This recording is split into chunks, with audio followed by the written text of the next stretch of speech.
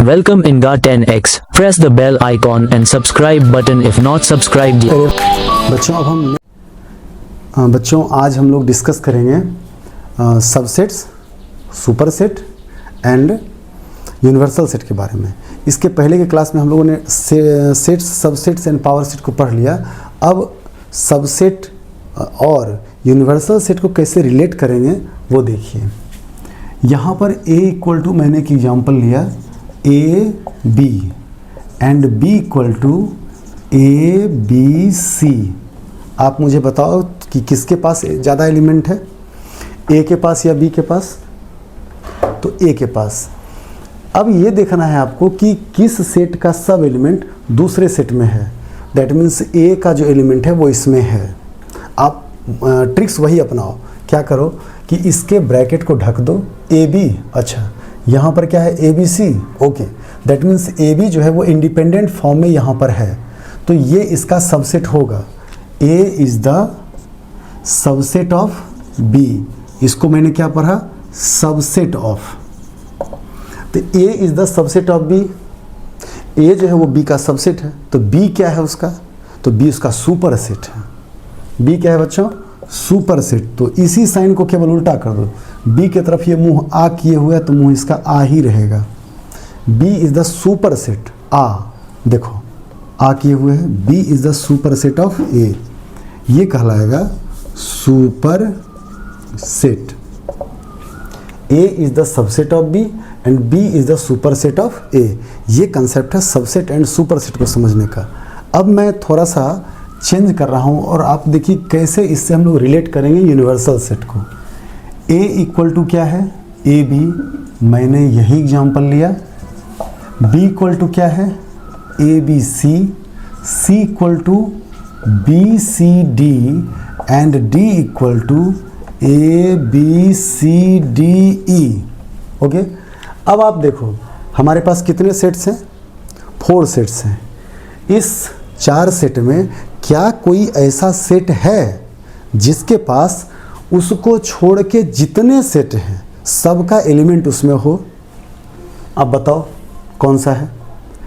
तो आपको दिखेगा कि D एक ऐसा सेट है जिसके एलिमेंट इस सब को अगर कंपाइल करें, एक साथ लिखें, तो भी इसके बाद भी इसके पास ज़्यादा है। दैट मीन्स D के पास सबका पावर है। तो जब कंपेयर A 2 से अधिक सेट का हो, जब 2 ही सेट का कंपेयर हो, तो उन दोनों में से कोई एक कहलाएगा सबसेट और दूसरा कहलाएगा सुपर सेट। लेकिन जब कंपैरिजन 2 से अधिक सेट का होगा, 2 से अधिक सेट का होगा, तो जो सबसे बड़ा सेट होगा बट उसके पास शेष सभी सेट का एलिमेंट होना चाहिए, उस स्थिति में उस सबसे बड़े भाई को हम लोग बोलेंगे यूनिवर्सल सेट। क्या बोलेंगे उसको? Universal set. अब आप दोनों को एक साथ मत करना, super set and universal set, उसको एक साथ मत करना। सुपर सेट तभी कहलाएगा जब कंपेयर इन 2 सेट्स, और यूनिवर्सल सेट तब कहलाएगा जब हमारा कंपेयर 2 से ज़्यादा सेट में हो, तब वो क्या कहलाएगा?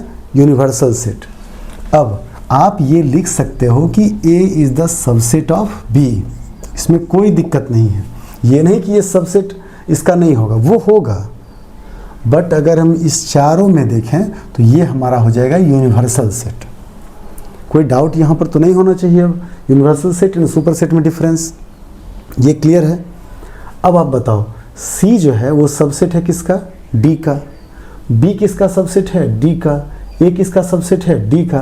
दैट मीन्स D जो है वो सबसे बड़ा यूनिवर्सल सेट है। और 2 होता है तो कोई होता है एक सबसेट, दूसरा होता है सुपर सेट। आप इसको भी लिख सकते हैं, लिख लीजिए। बच्चों आज हम लोग ऑपरेशंस ऑन सेट्स पढ़ेंगे। पीछे जितना मैंने सेट्स के बारे में पढ़ा है, अब उसको हम लोग ऑपरेट कर करके और भी क्या इसमें ऑपरेशंस हो सकता है उसको देखेंगे। तो यहाँ पर हम लोग ऑपरेशन ऑन सेट्स। अब ऑपरेशंस ऑन सेट्स को समझने के लिए हम लोग एक सेट ले लेते हैं तो ज़्यादा अच्छा तरीका समझ में आएगा। चलिए 2 सेट ले लेते हैं। A equal to ABC, B equal to BCD and एक यूनिवर्सल सेट ले लिया। यूनिवर्सल सेट का मतलब क्या बताया था मैंने लास्ट में, जिस सेट में उस सेट को छोड़ करके सब सेट का एलिमेंट होना चाहिए। तो सब सेट का एलिमेंट हो, उसके पास ज़्यादा भी रह सकता है। तो A B C D E F, मैंने 3 सेट्स का एग्जांपल लिया जिसमें 2 इसका प्रॉपर सेट है और ये इसका यूनिवर्सल सेट है। सबसे फर्स्ट ऑपरेशंस क्या है, यूनियन। क्या है बच्चों, यूनियन। यूनियन को डिनोट करते हैं यू से। अच्छा, यूनियन का क्या मतलब होता है, को यूनाइट करना, जोड़ना, एक साथ करना। जोड़ने से क्या होता है, एलिमेंट बढ़ेगा या घटेगा, बढ़ेगा। तो अगर हम लिखें कि ए यूनियन बी, मुझे पहले क्या लिखना पड़ेगा, A that is A B C union B C D. A union B, इन दोनों को एक साथ लिखना है। तो जब हम एक साथ लिखेंगे तो एलिमेंट्स क्या हो जाएगा, ए, यहाँ पर भी बी है, यहाँ पर भी बी है, तो एक बार लिखना है बी सी एंड डी। जब आपने यूनियन किया तो उस एलिमेंट को दोबारा नहीं लिखेंगे जो एलिमेंट आ चुका है। That means A B C and D, उसको यूनाइट करके लिखा, कंबाइंड करके लिखा, उसको हम लोग क्या बोलते हैं, यूनियन। तो यूनियन हमारा हो गया। यूनियन का मतलब दोनों में जो है सबको लिखना है, बट एक बार से अधिक नहीं लिखना है। दूसरा यहाँ पर ऑपरेशन है इंटरसेक्शन। दूसरा क्या हो जाएगा, इंटरसेक्शन। इंटरसेक्शन जस्ट यूनियन का उल्टा। अच्छा बच्चों, इंटरसेक्टिंग लाइन क्या होता है, जब 2 लाइन एक दूसरे को क्रॉस करता है, काटता है। तो जब काटता है तो जिस पॉइंट पर मीट किया वो उसका इंटरसेक्टिंग पॉइंट होता है। दैट मीन्स वो जो पॉइंट मीट करता है वो पॉइंट फर्स्ट लाइन में भी है और सेकेंड लाइन में है। जैसे ये लाइन और ये लाइन, ये L1 है और ये L2 है। ये पॉइंट किस में है बताओ तो, ये पॉइंट है L1 में भी और ये पॉइंट है L2 लाइन में भी। तो जब कोई कॉमन पॉइंट हो तो उसको हम लोग इंटरसेक्टिंग पॉइंट बोलते हैं। क्या बोलते हैं उसको, इंटरसेक्टिंग पॉइंट। तो इंटरसेक्शन का मतलब हो गया जो इंटरसेक्टिंग एलिमेंट हो, दैट मीन्स जो दोनों में एलिमेंट हो। तो मैं लिख सकता हूँ A intersection B equal to A B C intersection B C D. तो इंटरसेक्टिंग एलिमेंट कौन कौन है, दोनों में क्या मिल रहा है, बी यहाँ भी है, सी यहाँ भी है। तो क्या हो जाएगा, बी एंड सी। क्या हो जाएगा बच्चों, बी एंड सी। ये हमारा हो गया इंटरसेक्शन। इंटरसेक्शन जो दोनों में इंटरसेक्ट करे। तीसरा है यहाँ पर कॉम्प्लीमेंट ऑफ सेट। तीसरा क्या है बच्चों, complement of a set. Complement का मतलब होता है उसको छोड़ के, मतलब उस एलिमेंट, उस सेट के एलिमेंट को काउंट नहीं करना है। अगर हम बात करें कॉम्प्लीमेंट ऑफ सेट ए, उसको डिनोट कैसे करेंगे, ए कॉम्प्लीमेंट, ए पर एक लाइन खींचा और ए पर सी, स्मॉल सी को लिख दिया, तो ये हो गया ए कॉम्प्लीमेंट। ए कॉम्प्लीमेंट मतलब ए को छोड़ के, कंपेयर विथ यू, यूनियन। तो ए को छोड़ के और कौन कौन एलिमेंट इसमें बचा, तो ये बच गया हमारा D E F.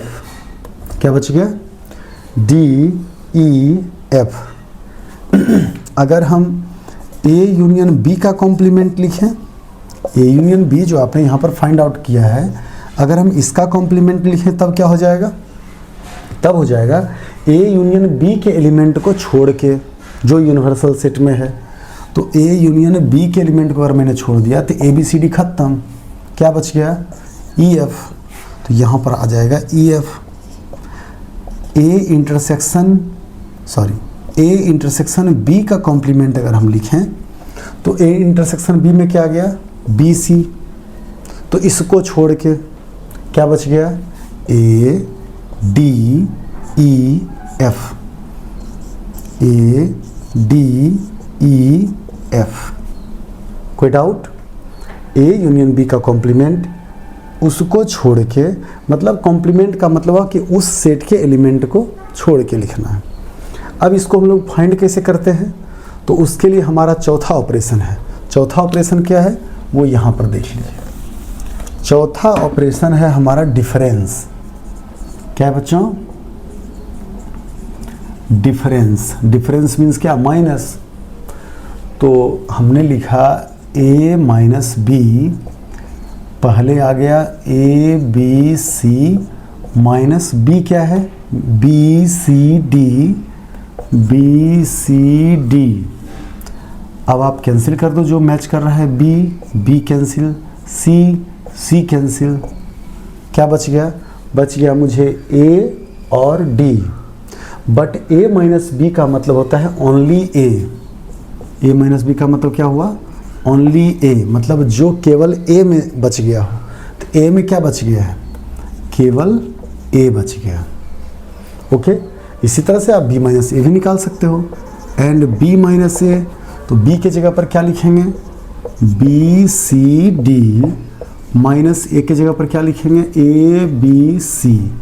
B cancel, C cancel, यहाँ पर क्या बच गया? डी। दैट मीन्स आप ये भी ट्रिक्स याद रख सकते हो कि ए माइनस बी का मतलब पहले सेट में जो केवल बच गया, तो बी माइनस ए का मतलब पहले सेट में जो बच गया। सेम चीज़ इसी पर ये भी कंसेप्ट आप ऐड कर सकते हैं कॉम्प्लीमेंट का भी। कैसे? यहाँ पर आपने क्या निकाला है? Complement of set A dash या ए कॉम्प्लीमेंट इज ये। पहले आप इसको लिख लीजिए, फिर मैं आपको बताता हूँ कैसे इसको उससे रिलेट करते हैं। चलिए अब हम लोग इसको रिलेट में क्या लिखा? Complement of A, complement of A आपने लिखा ए डैश। ओके, मैं इसको लिखूंगा ए डैश का मतलब क्या? जो ए में नहीं हो। तो ए में नहीं हो तो यूनिवर्सल सेट माइनस ए। यूनिवर्सल सेट में क्या क्या एलिमेंट था? यूनिवर्सल सेट में एलिमेंट था A B C D E F. ये यूनिवर्सल सेट का एलिमेंट था। ए में क्या था बच्चों? तो ए में था ए बी सी। ओके, अब इसमें माइनस किया तो ए cancel, B cancel, C cancel, क्या बच गया? D E F. आपको यहाँ कॉम्प्लीमेंट ऑफ ए में क्या आया? D E F. तो क्या इस कंसेप्ट से इसको फाइंड कर सकते हैं, या टाइम कम है तो हम लोग केवल कंपेयर करके इसको लिख देंगे? ओके, नेक्स्ट हम लोग देखते हैं। ओके बच्चों, यहाँ पर आपने देख लिया कैसे इसको रिलेट किया गया। अब एक फाई के कंसेप्ट पर चलते हैं, phi and universal set. Phi का मतलब आपने क्या देखा था? कुछ नहीं। और यूनिवर्सल सेट का मतलब क्या हो गया? सब कुछ। तो फाई का मतलब कुछ नहीं, यूनिवर्सल सेट का मतलब सब कुछ। तो थोड़ा सा उसके कॉम्प्लीमेंट प्रॉपर्टी पर भी हम लोग विचार करते हैं। चलिए एक सेट ले लिया ए, 1 2 3, 1 2 3 ए, एंड यूनिवर्सल सेट क्या ले लिया? 1 2 3 4 5 6। और फाई का मतलब तो पता ही है सबको, एम्प्टी सेट है। फाई क्या है? Empty set. तो हम अगर आपसे पूछेंगे कि फाई का कॉम्प्लीमेंट क्या होगा, कुछ नहीं का कॉम्प्लीमेंट क्या होगा, तो कुछ नहीं का कॉम्प्लीमेंट होगा सब कुछ। कुछ नहीं का उल्टा सब कुछ। और सब कुछ का मतलब क्या? Universal set. कुछ नहीं का उल्टा सब कुछ, सब कुछ का मतलब यूनिवर्सल सेट। अब इसी प्रॉपर्टी पर यूनिवर्सल सेट को भी देख सकते हैं। यूनिवर्सल सेट मतलब सब कुछ, तो उसका जस्ट अपोजिट क्या होगा? जस्ट अपोजिट कुछ नहीं। यूनिवर्सल सेट का कॉम्प्लीमेंट कुछ नहीं। ओके, एक चीज़ और इसमें देखिए, अगर ए यूनियन यूनिवर्सल सेट, इसको और इसको अगर कंबाइंड किया जाए, किसी भी सेट का यूनियन अगर यूनिवर्सल सेट के साथ कंबाइंड हो, तो इसको मिला के आप क्या लिखिएगा? मिला के लिखिएगा 1 2 3 4 5 6। प्रॉपर्टी क्या आ गया? जब किसी सेट का यूनियन यूनिवर्सल सेट के साथ होगा तो वह अपने यूनिवर्सल सेट के इक्वल हो जाएगा। ओके, और जब किसी सेट का इंटरसेक्शन यूनिवर्सल सेट का के साथ होगा तो किसी सेट का यूनिवर्सल सेट, इन दोनों को मिला करके इंटरसेक्टिंग पॉइंट ढूंढेंगे तो क्या निकलेगा 1, 2 एंड 3। तो इसको लिखा जा सकता है ए।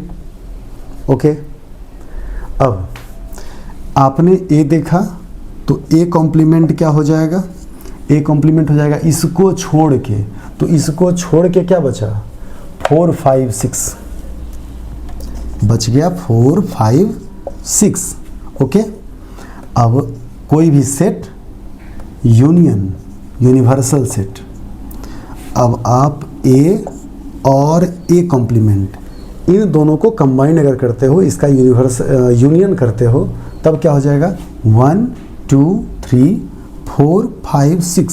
दैट मीन्स ये यूनिवर्सल सेट के इक्वल हो जाएगा। तो कोई भी सेट अगर यूनियन ऑपरेशन होगा उसके कॉम्प्लीमेंट के साथ तो वो किसके इक्वल हो जाएगा, यूनिवर्सल सेट के इक्वल। और किसी भी सेट का यदि इंटरसेक्शन उसके कॉम्प्लीमेंट के साथ होगा तो इसमें और इसमें क्या मिल रहा है, तो कुछ नहीं, तो लिख दूंगा कुछ नहीं, दैट मीन्स 5। तो अब और आपका क्लियर हो गया होगा। आप इसको लिख लीजिए और आप इसका रिवीजन करते रहिएगा ताकि आपकी मेमोरी से ना जाए।